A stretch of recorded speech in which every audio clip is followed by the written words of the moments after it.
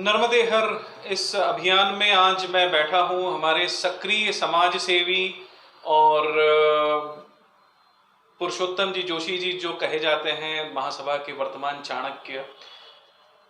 पिछले 30 से भी ज़्यादा वर्षों से समाज सेवा करते हुए बहुत सारे पदों पर आसीन रहे हैं। इंदौर शहर की युवा इकाई को गढ़ने में मढ़ने में आपका विशेष योगदान रहा है और इसी आधार पर आदरणीय सुभाष जी ने इनको अपनी टीम में लिया, एक बड़ी जिम्मेदारी दी और बहुत सारे कार्य जो पुरुषोत्तम जी भाई साहब ने पर्दे के पीछे से किया है, आइए जानते हैं हम उन्हीं की। भाई साहब, जब समाज सेवा शुरू की आपने, युवावस्था थी, युवावस्था का वह दौर और तब से लेकर आज तक क्या परिवर्तन है, हम शुरुआत यहाँ से करते हैं। जी पारे जी, बहुत अच्छा प्रश्न किया आपने कि जो आज से 89-90 का जो दौर था जहाँ से हम लोगों ने शुरुआत की थी, तब बहुत सारी समस्याएं आती थी, कम्युनिकेशन की, फाइनेंस की, एक दूसरे को अपनी बातें बताने की, समझाने की। और तब समाज की सोच और आज की समाज में बहुत चेंज आया है। तब हमारे पास इतना इंफ्रास्ट्रक्चर नहीं हुआ करते थे, व्यक्तिगत रूप से हमें एक दूसरी जगह जाना पड़ता था, व्यक्तिगत तौर पर सारे कार्य करना पड़ते थे। आज हमें वो कहीं ना कहीं बहुत सारी चीज़ों से आसानी हो गई है और वो चीज़ें सरल हो गई है। युवा आज भी वैसा ही है जैसा जब आपने शुरुआत किया था, या युवा के सोच में भी कुछ परिवर्तन आया है? धन्यवाद पारे साहब। पारे जी, ये बहुत अच्छा प्रश्न किया आपने, क्योंकि युवाओं की हमारी शुरू से ही बहुत ज्वलंत समस्या रही है। प्रारंभिक दौर में युवाओं के पास भी बहुत सारे सोर्सेस नहीं हुआ करते थे। उस समय में कम्युनिकेशन, साथ में हमारी सांस्कृतिक और हमारी सामाजिक चीज़ों को लेकर भी कई उन के ऊपर थोपी जाती थी कोई चीज़ें, जिसकी वजह से वो एक खुले मन से बाहर नहीं आ पाते थे। लेकिन आज का जो हमारा युवा है, वो पूरे खुले मन से और अपनी पूरी सोच के साथ आता है, जुड़ता है। पहले एक ये सोच हुआ करती थी युवा की कि अरे ये तो बड़ों का काम है, वृद्धों का काम है, यहाँ जाके क्या करेंगे हम। तो वो जो सोच है धीरे धीरे बदली और इस सोच को और चार चांद तब लगे जब हमारे आज भी वर्तमान महासभा के अध्यक्ष श्री सुभाष महोदय जी हैं, ये जब युवा अध्यक्ष बने थे, महासभा के युवा अध्यक्ष बने थे, तो उस समय जो इन्होंने सारी जगह पर घूम घूम कर और युवाओं की अलग अलग बैठकें लेकर के युवाओं में एक जो जोश भरा है, उससे एक बहुत बड़ा परिवर्तन आया समाज में। और जो कि आज आप देख ही रहे युवाओं को कि जितने आज समाज में, समाज सेवा में जितने युवा आज जुड़े हुए हैं, कहीं ना कहीं आज से आपको 10 साल 15 साल पीछे ये इतने नहीं हुआ करते थे। वर्तमान परिदृश्य भी कुछ वैसा ही है, युवा समाज से दूर जाता जा रहा है। इसके पीछे भी बहुत सारे कारण हो सकते हैं। कुछ कारण अगर आप बताएं। समाज युवा में जुड़ना नहीं चाह रहा है, या तो उसको प्रॉपर अपॉर्चुनिटी नहीं मिल रही है, या कुछ और मुद्दे हैं। नहीं, ये इस प्रश्न से थोड़ा सा मैं आपसे भिन्नता रखता हूँ कि युवा समाज से जुड़ नहीं पा रहा है। यदि हम आज के परिदृश्य में देखेंगे तो युवाओं के द्वारा बहुत सारे प्रकल्प चलाए जा रहे हैं और वो प्रकल्प आज ऐसे ही शुरू नहीं हो गए। उसके पीछे भी कहीं न कहीं एक कोई मार्ग, किसी का मार्गदर्शन रहा है और इस वजह से उसमें आए। जैसे आदरणीय सांडिल जी जो भोपाल से हुआ करते हैं, उनके सानिध्य में भी कई सारे ऐसे प्रकल्प चल रहे हैं जिसमें सारे युवाओं के कार्य, युवा लोग जुड़े हुए हैं और युवा लोग ही इस कार्य कर रहे हैं।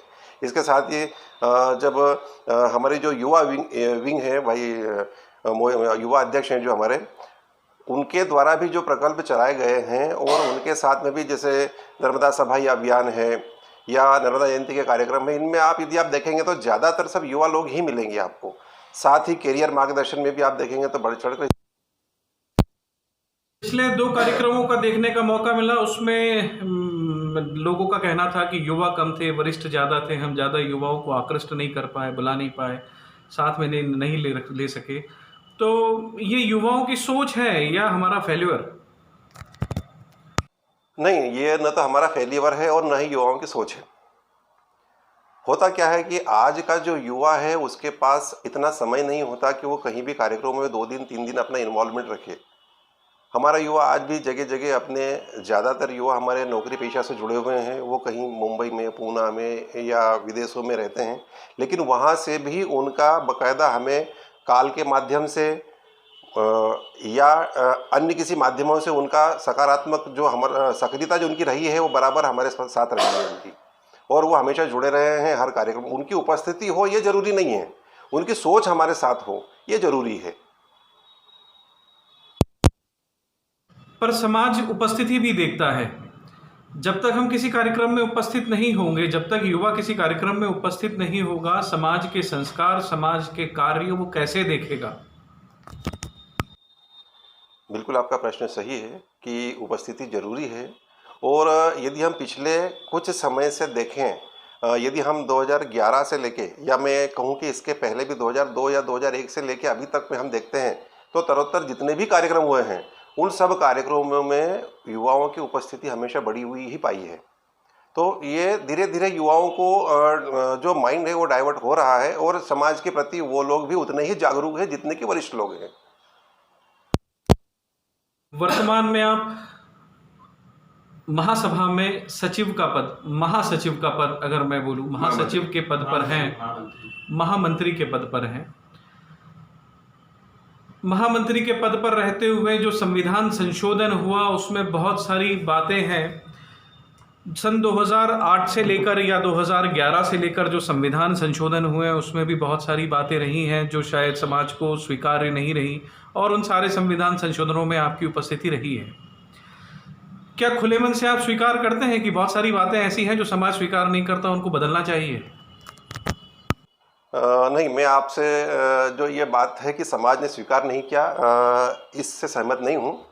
क्योंकि हम समाज किसको मानते हैं? क्या कुछ ग्रुप पे 4 या 6 लोग बैठकर अपनी मंत्रणा कर ले, ये समाज नहीं होता है। समाज को किसने पूछा कि उनको ये मान्य है या नहीं है? ये मैंने या आपने, मैं या आप बैठ के डिसाइड नहीं कर सकते, या ग्रुप, किसी भी ग्रुप पर 4 लोग बैठकर ये डिसाइड नहीं कर सकते कि समाज ने इसको एक्सेप्ट किया या नहीं किया। तो ये बात बिल्कुल निराधार है कि समाज ने इसको एक्सेप्ट नहीं किया है। जहाँ तक संविधान की बात है, 1986 में जो संविधान बना था, आदरणीय पारे जी के नेतृत्व में, जो आजकल अभी नहीं रहे हैं, उन्होंने उस परिस्थिति के हिसाब से बहुत अच्छा संविधान बनाया था। उसके बाद हमारे डोंगरे जी थे, उनके कार्यकाल में संविधान बना,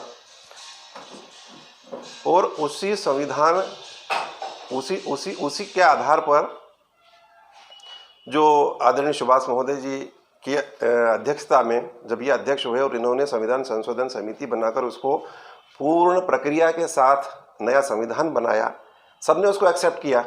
और उसके बाद चूंकि ये संविधान एक ऐसी चीज़ है जो निरंतर इसमें सुधार की गुंजाइश होती है, तो ये एक निरंतर प्रक्रिया है। इसमें यदि समाज में कहीं किसी चीज़ से किसी को कोई आपत्ति है तो अगली महासभा में जो भी संशोधन होगा उसमें उनकी बातें रख के उसको संशोधन किया जाएगा।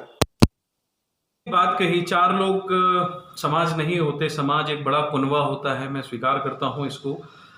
पर क्या हम वास्तव में 4 लोग तक सीमित हैं, या हम समाज के उस तबके तक पहुंच गए हैं जहां संविधान की चर्चा हो सके? बिल्कुल, बहुत अच्छा प्रश्न किया आपने पारे जी। मैं आपसे एक बात करूं कि 2011 के पहले महासभा को क्या इतने लोग जानते थे? नहीं जानते थे। आप किसी से भी पूछ लीजिए कि 2011 के पहले कितने महासभा के अध्यक्ष हुए और उनको कितने लोग जानते हैं। ये जब आदरणीय सुभाष महोदय जी के कार्यकाल में जब वो युवा अध्यक्ष थे, तब से लेकर, क्योंकि तब उनकी जागृति थी और उसी को आगे बढ़ाते हुए उन्होंने महासभा के लिए भी अपना दायित्व स्वीकारा, चुनाव हुए, उसमें वो अध्यक्ष बने। और उस अध्यक्ष बनने के बाद में जब इतने सारे प्रश्न आ रहे हैं, जो प्रश्न हमारी जमीनी एक छोटे से गांव से उठकर आ रहा है, इसका मतलब कि वो व्यक्ति महासभा को जानने लगा है। और यदि वो महासभा को जानने लगा है और वहां तक हम पहुंचे हैं, तभी तो इतने सारे प्रश्न आ रहे हैं। आप आपके इस उत्तर से स्वीकार कर रहे हैं कि महासभा गांव-गांव तक पहुंची गई है और गांव का वो व्यक्ति जो महासभा को नहीं जानता था वो जानने लगा, इसलिए प्रश्न कर रहा है। इसलिए उनका प्रश्न मुझे तो वाजिब लगता है। आप इस पर क्या प्रतिक्रिया देंगे? उनका कौन सा प्रश्न आपको वाजिब लगता है? संविधान संशोधन में है, बहुत सारी बातें हैं जो अगर वो उठा रहे हैं, जैसा आपने कहा अभी कि 4 लोग जो ग्रुप पर चर्चा कर रहे हैं वो समाज नहीं हो सकते हैं, महासभा गांव-गांव तक पहुंची है। वो 4 लोग चर्चा जो कर रहे हैं वो एक अलग मैटर है, पर अगर गांव-गांव तक पहुंचने वाला व्यक्ति अगर कोई प्रश्न उठाता है तो क्या वो सभा उसको स्वीकार करती है कि इसमें कुछ परिवर्तन होने चाहिए? ऐसे यदि 2-4 पॉइंट आप मुझे बता दें जिसको लोगों ने स्वीकार नहीं किया हो। स्वीकार्यता और अस्वीकार्यता की लिस्ट तो बहुत लंबी हो जाएगी भाई साहब, 2-4 पॉइंट से कुछ नहीं होगा। और सबसे पहला तो अगर मैं बड़ा सा एक लेकर चलता हूँ कि 51 सदस्य जो वोट देने हैं, एक 25% होता है टोटल वोटर लिस्ट में, अगर हम काउंट करें तो ये 25% वोटर लिस्ट का क्या मतलब है, थोड़ा ये आप एक्सप्लेन करें। जी पारी जी, बहुत अच्छा प्रश्न किया आपने। चूँकि हमारा संविधान 1986 से बना हुआ है और लगातार उसमें संशोधन होते आ रहे हैं। 86 के बाद में 2011 में भी हुआ, 11-12 में भी हुआ, 12 के बाद 16 में हमने ये किया है। और यदि हम इसकी पिछली महासभाओं को देखें तो तब के इन जो लोग जो वोट डाले वोटर में और आज के वोटर में बहुत फर्क आया है। उस समय एक स्वागत समिति भी हुआ करती थी कि जहाँ भी जो चुनाव होते थे वहाँ के 20-21 लोग स्वागत समिति में होते थे, वहाँ चुनाव हो जाते थे और वहाँ का अध्यक्ष बन जाता था। हमने इस परंपरा को ख़त्म किया। इस परंपरा को ख़त्म करने के बाद में चूँकि एक संविधान समिति होती है और समिति अपने निर्णय लेती है सबसे सार्वजनिक रूप से पूछकर कि इस तरीके से हम संविधान का निर्माण कर रहे हैं, क्या ये सबको स्वीकार्य है क्या, और स्वीकार्य होता है, आपत्तियाँ आती है, उस आपत्तियों के आधार पर हम उसको आगे बढ़ाते हैं। इसी तारतम्य में हमने जब पिछला जो हमारा संविधान था उसमें ज़्यादा वोटर थे, संख्या ज़्यादा थी। जब समाज से जो आपत्तियाँ आई और जो हमारी संविधान समिति थी उसने भी इस बात को देखा कि कहीं ना कहीं ये इसको हमको मिनिमाइज़ करना चाहिए, तो वो संख्या कम करके उन्होंने 51 कर दी। अब 51 लोगों की जो संख्या है इसको हम दो तरह से देख सकते हैं कि ये वही बात होती है कि एक तो आधा गिलास भरा हुआ है और एक आधा गिलास खाली है। 51 लोग क्या एक ही जगह से आ रहे हैं? चूंकि हमारा कार्य क्षेत्र, हमारी इकाइयों इतने विस्तार हो चुकी है कि हम चाहते हैं कि ज़्यादा से ज़्यादा लोगों का इसमें प्रतिनिधित्व हो। हर इकाई के जो लोग होते हैं वो तो होते ही हैं, इकाई के साथ में भी कुछ ऐसे भी वरिष्ठ लोग होते हैं जिनकी भी स्वीकार्यता हमें जरूरी है। तो उन लोगों के भी अपने विचार होते हैं, प्रतिनिधित्व उनको भी देना चाहिए। और वो चूंकि हम ये कैसे मान सकते हैं कि वो जो 51 लोग हैं उनको इस बात का कोई नॉलेज नहीं है या वो नहीं जानते कि अध्यक्ष किसको बनाना चाहिए, वोट किसको देना चाहिए। तो ये सब बातें मनगढ़ंत होती है कि 51 लोगों को अधिकार दिया या 25 लोगों को दिया, ये तो वो तब ये प्रश्न तो इसके बाद भी आ सकते हैं। रेशो बताया कि साहब उस रेशो को हमने कम किया है क्योंकि इकाइयां भी बड़ी हैं, तो इसलिए 51 तक हमको सीमित रखना पड़ा। इकाइयां अगर बढ़ी हैं और हमको रेशो सीमित रखना था तो इकाई के वोटर्स संख्या भी बढ़ाई जा सकती थी, क्या ऐसा पॉसिबल था? बिल्कुल बढ़ाई जा सकती थी और संविधान में हमने उसका प्रावधान भी किया है। क्योंकि क्या होता है कि प्रत्येक इकाई से हमने एक निर्धारित संख्या रखी है कि किसी भी इकाई को हमने तब मान्यता दी है जब वहाँ पर 200 परिवार निवासरत हो, 200 परिवार के साथ में कम से कम 400 मतदाता हो वहाँ के, ये हमने एक निर्धारण किया था। तो इसी को गाइडलाइन लेकर के हमने वहाँ के जितने मतदाता, यदि इकाई बड़ी है तो यदि इकाई बड़ी है तो 4 की जगह वहाँ पे यदि उसके बाद भी 500 सदस्य संख्या बढ़ती है तो प्रत्येक 500 पर हमने एक मतदाता और वहाँ पे लिया है, वहाँ पे कि वहाँ से एक मतदाता और हो सकता है, लेकिन अधिकतम सीमा 6 से ज़्यादा नहीं होनी चाहिए इसकी। अब इंदौर बहुत बड़ा शहर है, भोपाल बहुत बड़ा शहर है, इकाइयां एक एक हैं केवल। अगर यहाँ पे 6 लोग इतने बड़े शहर का प्रतिनिधित्व करेंगे तो क्या सही निर्णय हो पाएगा? बिल्कुल, ये आपका वाजिब प्रश्न है कि 6 लोग यदि होंगे तो सही निर्णय हो पाएगा, लेकिन किसी भी चीज़ की एक प्रक्रिया होती है और उस प्रक्रिया के दौर से हमें गुजरना पड़ता है। आज यदि हम इतने बड़े शहर की बात करें तो चूंकि ये शहर इतना बड़ा हो चुका है, अब इसकी प्रक्रिया निरंतर चालू है। यहाँ की जनगणना जब होगी, जनगणना तो चूंकि हो चुकी है और यहाँ के जितने सदस्य संख्या होंगे उसके आधार पर हम उसको बढ़ाने का, उस प्रक्रिया को शामिल करके और निश्चित बढ़ाएंगे उसको हम। तो वर्तमान में भी संशोधन किए जा सकते हैं, ऐसा मत है आपका? संशोधन की प्रक्रिया निरंतर जारी है। ये जो भी महासभा आएगी वो इस कार्य को करेगी, क्योंकि अब चूंकि संशोधन की एक लंबी प्रक्रिया होती है और उसमें एक समिति बनती है। समिति सारे लोगों से अपने वो मंगवाती है, सारी चीज़ें संशोधन के विषय मंगवाती है और उसके आधार पर जो भी अगली महासभा आएगी वो उसका करेगी उसको। इकाई के गठन की प्रक्रिया क्या होती है, थोड़ा सा विस्तार से आप बताएं। इकाई का जो गठन होता है वो लोकल स्तर पर, जहाँ भी जो भी इकाई होती है वहाँ पर उनकी एक सदस्य संख्या होती है और सदस्य संख्या के आधार पर वहाँ पर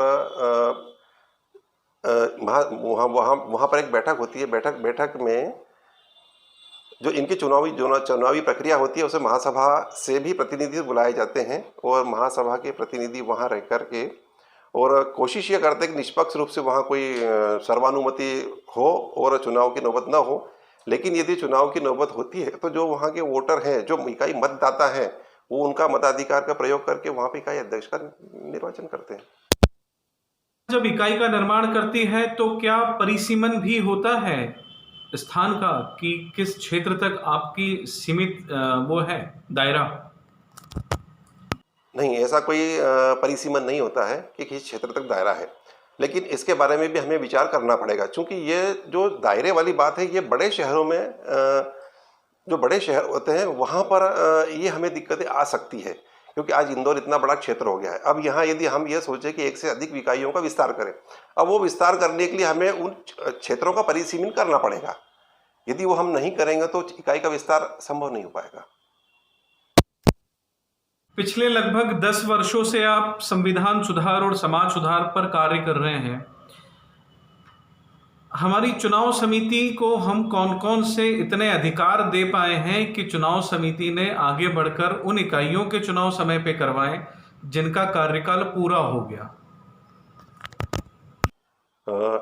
ये प्रश्न एक ऐसा है कि जितनी भी हमारी इकाइयां हैं, उन इकाइयों में हर जगह उन्होंने अपने एक अलग निर्धारण कर रखे हैं कि कुछ इकाइयों में साल भर में चुनाव होते हैं, कहीं वो लोग फाग उत्सव मनाते हैं, रंग पंचमी मनाते हैं, वहीं आपस में बैठकर एक अपना अध्यक्ष का निर्वाचन कर लेते हैं, कहीं 2 साल में होते हैं, कहीं 3 साल में। तो ये इसमें सुधार की गुंजाइश है और वहाँ पर भी ये कोशिश हम ये करेंगे, जो भी अगली महासभा आएगी वो कोशिश ये करे कि सारी जगह एक साथ एक बार चुनाव हो, जो हमारा संविधान है वो संविधान के अनुरूप हम उसको आगे बढ़ाएं। की घोषणा करते हैं हम, हमारे संविधान के अनुसार उनको निर्धारित नहीं करते कि 3 वर्ष में एक चुनाव होना चाहिए। हमारा संविधान महासभा का इकाइयों पर लागू नहीं होता है क्या? बिल्कुल लागू होता है, परंतु आज हम किसी भी चीज को एकदम से परिवर्तन नहीं कर सकते। परिवर्तन लाने के लिए इकाइयां, हम किसी को दबाव देकर या दबाव से कोई बाध्यता नहीं है किसी की, वहाँ की सोच को धीरे धीरे हम बदल कर इस परिप्रेक्ष्य में ला रहे हैं कि कोशिश ये करें कि महासभा का जो संविधान है उस संविधान के अनुरूप सारी इकाइयां अपने अपने यहाँ पे चुनाव करें और उनका पालन करें। से मतलब नहीं समझा, दबाव किस बात का? सोशल रिस्पॉन्सिबिलिटी का या पर्सनल रिलेशन का? नहीं, सोशल रिस्पॉन्सिबिलिटी और पर्सनल रिलेशन का तो समाज में कोई दबाव संभव नहीं है और न कोई कर भी सकता है। उनकी चूंकि न तो ये सोशल रिलेशन है, उनके एक परंपरा चली आ रही है, हम उस परंपरा को तोड़ने की बात कर रहे हैं कि जैसे कहीं पर वर्ष भर में वार्षिक चुनाव होते हैं, अब उनके यहाँ एक अपनी परंपरा बनी है कि भाई फाग उत्सव होता है, उस उत्सव में सारे लोग शामिल होते हैं और वहाँ अपना एक अध्यक्ष चुन लेते हैं वो लोग, या कहीं 2 साल में होता है। तो वो जो उनकी परंपराएं हैं, उन परंपराओं को धीरे धीरे हम इस वे में लाना चाह रहे हैं कि वो संविधान के अनुरूप कार्य करें। में भी आपने संशोधन किया है जिसमें बड़े स्पष्ट लिखा हुआ है कि 3 वर्ष के कार्यकाल तक एक इकाई अध्यक्ष रह सकता है। 3 वर्ष के कार्यकाल पूर्ण होने के बाद तदर्थ समिति या चुनाव समिति वहां पहुंचेगी और चुनाव करवाएगी निष्पक्ष रूप से, जैसा भी रहेगा। संविधान लागू हो चुका है या संविधान अगली महासभा से लागू होगा? अगर संविधान लागू हो चुका है तो जिनको 3 वर्ष हो चुके हैं जिन इकाइयों के, क्या महासभा चुनाव के पहले उनके चुनाव होने हैं? बिल्कुल, उन इकाइयों को एक पत्र इस आशय के यहाँ से जारी किया जाएगा और उनके यदि चुनाव नहीं हुए हैं तो वो चुनाव करवाएं और इस संविधान का पूरी तरह से पालन करें। आपको कठोर निर्णय लिए जाने के लिए या कठोरता के साथ निर्णय बाध्य कराने के लिए भी जाना जाता है, तो क्या ये बाध्यता इस बार से लागू हो गई कि सारी इकाइयां बड़े निष्पक्ष रूप से अपना नया नेतृत्व देखेंगी? नहीं, ऐसा कुछ नहीं है। समाज में कोई कठोरता होती नहीं है और न ही समाज में कोई कठोर निर्णय लिए जाते हैं। समाज में एक सार्वजनिक रूप से सबके साथ मिल बैठ करके जो निर्णय होता है वही निर्णय लिया जाता है। यहाँ कोई कठोरता की या कोई बाध्यता की ऐसी कभी भी कोई न तो बात रही है, और मैं सोचता हूँ कि भविष्य में भी ऐसा कुछ होने नहीं है, क्योंकि समाज भावनाओं से चलता है, किसी कानून या किसी उसके दम पर नहीं चलता है।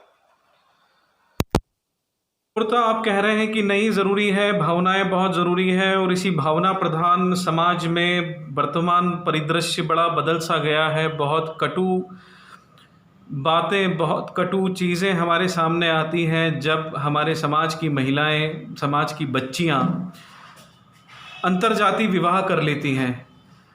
हम जब तक कठोर नहीं होंगे तब तक क्या हम ऐसे अंतरजातीय विवाह को रोक पाएंगे? बहुत ही अच्छा प्रश्न किया आपने कि आज जिस तरह से जो अंतर्जातीय विवाह हो रहे हैं, युवा कहीं न कहीं इस दिशा में भटक रहे हैं। उनके लिए भी हम निरंतर प्रयास कर रहे हैं और आगे भी प्रयास करते रहेंगे कि इस तरह के जो घटनाएं हो रही है ये घटित न हो, और जहां कहीं भी कुछ घटनाएं ऐसी घटित हुई है वो यदि हमारी संज्ञान में आई है तो हमने उसके लिए पूरे प्रयास किए हैं और उनको व्यवस्थित करने का कार्य किया है। इकाइयों में कार्यकारिणी गठन की कुछ प्रक्रिया होती है जो महासभा द्वारा लागू होती है, या वो इकाइयां स्वतः निर्णय लेती हैं? ये इकाइयां स्वतः निर्णय लेती है, क्योंकि ये महासभा का इसमें हस्तक्षेप नहीं होता। लोकल स्तर पर जो भी इकाइयां गठित होती है और उनके जो अपने कार्यकारिणी के जो सदस्य होते हैं वो अपना स्वतः वहाँ के बैठक लेकर वो अपना निर्णय खुद लेते हैं वो लोग। अक्षय कोष की चर्चा भी आप ही से शुरू हुई थी। वो अक्षय कोष का समय समाज आज तक इंतज़ार कर रहा है। उस अक्षय कोष का क्या हुआ? क्या समाज को अक्षय कोष मिलेगा या समाज सिर्फ इंतज़ार करता रहेगा? नहीं, उसमें इंतज़ार करने की ज़रूरत नहीं है। उसके हमने पूरे प्रयास किए हैं, उसकी समिति भी बनाई है, और चूँकि क्या होता है कि यह एक दिन का कार्य नहीं है, यह निरंतर चलने वाला कार्य है, और इसमें भी अक्षत कोष में भी कुछ फंड इकट्ठा हुआ भी है। तो ये कोई ज़रूरी नहीं कि हम अक्षत कोष को हम एक दिन में ही पूरा करें, और इसका ये एक निरंतर प्रक्रिया है, क्योंकि इसको संविधान में भी हमने लिया है, और आगे भी इस अक्षत कोष पर कार्य जो भी महासभा आएगी वो करती रहेगी। इसको कोष में सिर्फ फंड इकट्ठा किया है, या पिछले 10 वर्षों में या पिछले 6 वर्षों में हमने जब से अक्षत कोष बनाया है हमने किसी की हेल्प भी की है उस कोष के माध्यम से? जी, बहुत अच्छा प्रश्न किया आपने कि कई बार ये लोग प्रश्न उठाते हैं कि महासभा क्या कर रही है, क्या किया है, किसी की मदद की है क्या। तो मैं आपको बताना चाहूँगा कि हमने इस तरह से कई लोगों की मदद की है, चाहे किसी को हॉस्पिटल में मदद लगी हो, या किसी को कोई शैक्षणिक रूप से कोई किसी को मदद चाहिए, या अन्य किसी रूप में भी, या रोजगार के लिए चाहिए, कहीं किसी को सिलाई मशीन देनी हो। तो इस तरह से बहुत सारे कार्य किए हैं हमने, और सार्वजनिक रूप से किए हैं। हाँ, ये जरूर है कि उसका हमने प्रोपेगेंडा नहीं किया, इसलिए कई लोगों को लगता है कि शायद ये कार्य हुए नहीं है, लेकिन ज़मीनी हकीकत कुछ और है। महासभा ने बहुत सारे ऐसे कार्य किए हैं जो कि कई लोगों को रोजगार के अवसर उपलब्ध कराए हैं, कई लोगों को स्वास्थ्य की सेवाएं उपलब्ध कराई है, शिक्षा के लिए, शैक्षणिक के लिए कई लोगों को, कई बच्चों की फीस जमा की है। तो इस तरह के बहुत सारे निरंतर कार्य, और ये केवल, और ये दायित्व केवल अकेली महासभा ने ही नहीं लिया है, ये महासभा के जितने भी सदस्य हैं उन लोगों ने इसको व्यक्तिगत रूप से भी लिया है। इसको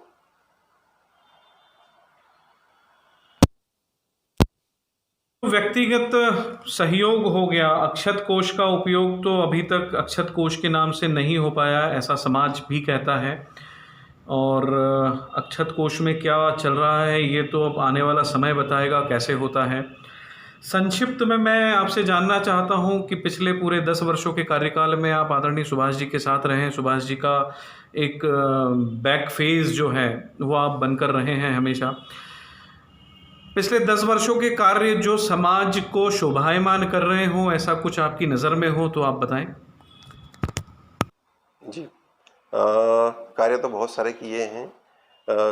हर जगह जाकर एक सबसे बड़ा कार्य तो ये हुआ कि समाज में एक समाज के प्रति जागरूकता लाना, ये सबसे बड़ा कार्य हुआ है, क्योंकि उनके कार्यकाल में हर जगह उन्होंने छोटी से छोटी इकाइयों में भी जाके और व्यक्तिगत रूप से उपस्थित होकर के हर इकाई को प्रेरित करना। यदि उपलब्धियां हम देखें यदि, तो कई इकाइयों ने अपने स्वतः इस अपने स्वतः ही इन सब चीज़ों को देख करके अपने यहाँ कई प्रकल्प ऐसे खड़े कर लिए हैं, उनको प्रेरित किया है प्रकल्प खड़े करने के लिए। तो ये कोई एक चीज़ नहीं है या एक शब्द में गिनाने की चीज़ नहीं है। उपलब्धियाँ तो आप खुद भी देखेंगे तो बहुत सारी मिल जाएगी आपको। इटारसी सम्मेलन को लेकर भी आपका नाम सबसे पहले आता है। उस सम्मेलन के बारे में भी समाज जानना चाहता है कि वहाँ जो घटित हुआ और जो होना था, क्या जो हुआ वो सही था या जो होना था वो सही था? अब ये तो नहीं मैं जानता कि आप किस बात को लेकर, किस बात को इंगित कर रहे हैं कि जो घटित होना था। मुझे तो नहीं लगता कि ऐसा कुछ घटित हुआ है। वहाँ पे जो सामान्य प्रक्रियाएं हैं उन प्रक्रियाओं के चलते सम्मेलन हुआ और बहुत अच्छा सम्मेलन हुआ। लोगों ने उसको एक्सेप्ट किया और उसकी तारीफ भी कर। अब जिन लोगों को चूंकि बुराई करना है तो मैंने आपको पहले ही बता दिया कि आधा गिलास खाली और आधा भरा है। कुछ लोगों की मानसिकता ये होती है तो अब उनका तो कुछ कर नहीं सकते। आधा गिलास खाली और आधा गिलास भरा, पर खाली तो है। उस खालीपन को दिखाने के लिए अगर कोई बताता है कि साहब ये गिलास यहाँ खाली है, तो उस खाली गिलास को हमें स्वीकार करना चाहिए खुले मन से, या हमें सिर्फ आधे भरे गिलास की चर्चा करनी चाहिए? नहीं, चर्चा दोनों की होनी चाहिए, क्योंकि खाली की चर्चा नहीं होगी तो आगे का कार्य कैसे होगा। चर्चा खाली की भी होनी चाहिए, चर्चा भरे की भी होनी चाहिए, लेकिन सिर्फ खाली खाली की नहीं होनी चाहिए, भरे की भी चर्चा होनी चाहिए। खाली तो चूंकि हम यदि कार्य कर रहे हैं निरंतर तो वो कभी ना कभी तो भरेगा। हो सकता है हमारे कार्यकाल में नहीं भरा हो, हमने पूरे प्रयास किए हो, कुछ चीज़ें छूट गई हो तो आगे होगी, लेकिन हमने उसको पूरा भरने के पूरे प्रयास किए हैं। ऐसी कोई बात नहीं है कि उस सम्मेलन में भी कोई ऐसी चूक हुई हो। अब किसी को यदि लगता है कोई बात तो उसका तो कुछ कर नहीं सकते ना। हैं एक समाज के बड़े पद पर बैठे हैं और समाज हित में लिए जाने वाले सारे अच्छे निर्णय आपके सहयोगी बनेंगे, और कोई अगर प्रश्न करता है तो आप उसका तटस्थता से उत्तर दें। यही समाज आपसे अपेक्षा रखता है। अंत में मैं आपसे जानना चाहता हूं, समाज को अगर आप कोई अच्छा मैसेज देना चाहते हैं तो कृपया अवश्य दें।